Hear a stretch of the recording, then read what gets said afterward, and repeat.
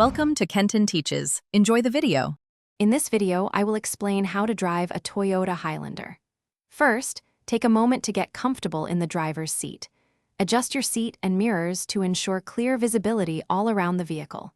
Locate the ignition button or key slot and make sure all passengers are securely buckled up.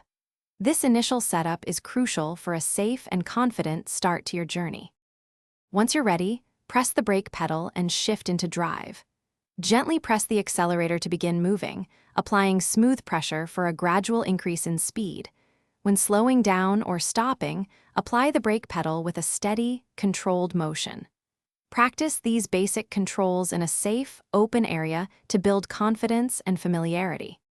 Your Highlander offers several features to enhance your driving.